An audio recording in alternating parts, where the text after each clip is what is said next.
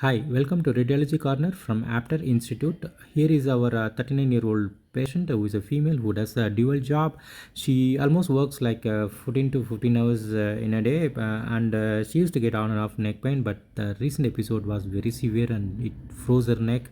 She could not move at all. The pain was 8 by 10 and 9 by 10. Pain medications was not helping, so she had to do the MRI and find what's wrong with the MRI. The MRI shows this one. As you could see, the C4 level here and then the C5 level. There's a gross herniation of the disc posteriorly. You could see the whitish appearance over here. This is the nucleus pulposus, which itself is bulging posteriorly and causing a compression of the anterior aspect of the spinal cord.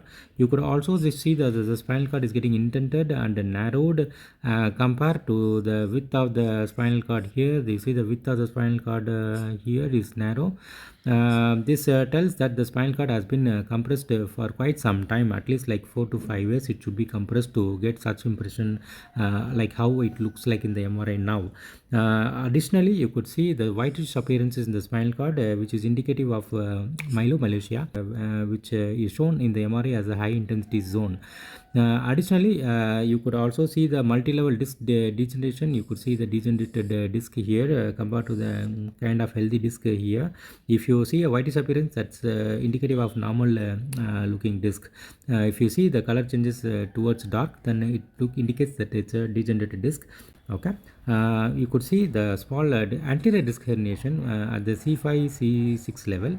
Usually this anterior disc herniation would not be much symptomatic compared to the posterior disc herniation like this, because in the posterior aspect of the disc we have the dural sheath.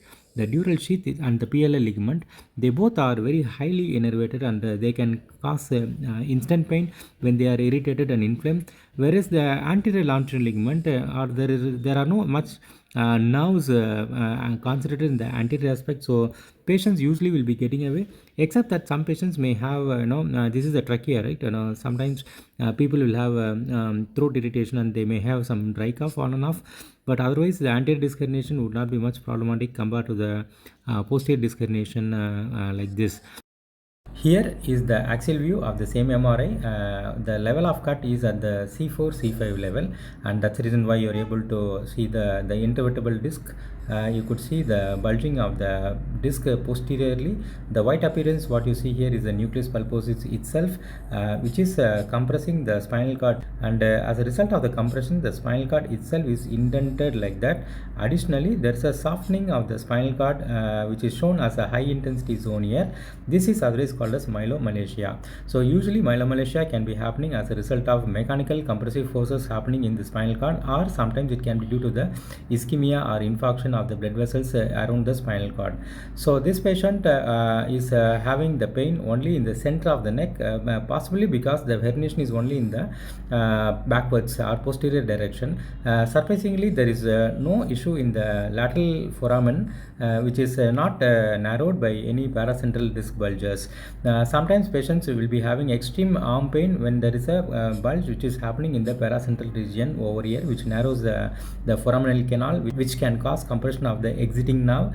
In this patient, since there is no lateral foraminal compression, the width of the foramen is maintained, so this patient is not having any radiating pain to the extremities. So what we saw in the sagittal view as a C4 C5 disc bulge is also correspondingly matching with what we see in the axial view. You could also see a loss of lordotic curve here. Normal lordotic curve in the cervical spine should look like this, okay, where the line of gravity will be passing posterior to the neck, whereas in this patient the lordosis is lost. In fact, there's a slight kyphotic curve here.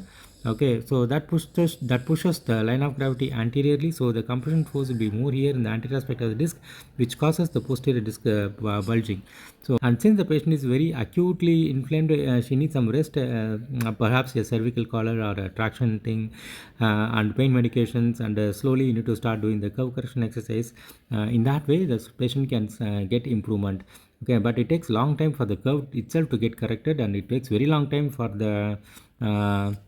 disc bulge to reduce. Some people will reduce, some people will not reduce their disc bulges, but definitely the pain reduction can be definitely tried. So this patient is under treatment, and she's progressing well now, and I thought I will discuss the radiological point of this patient with you. So that's it. Thank you.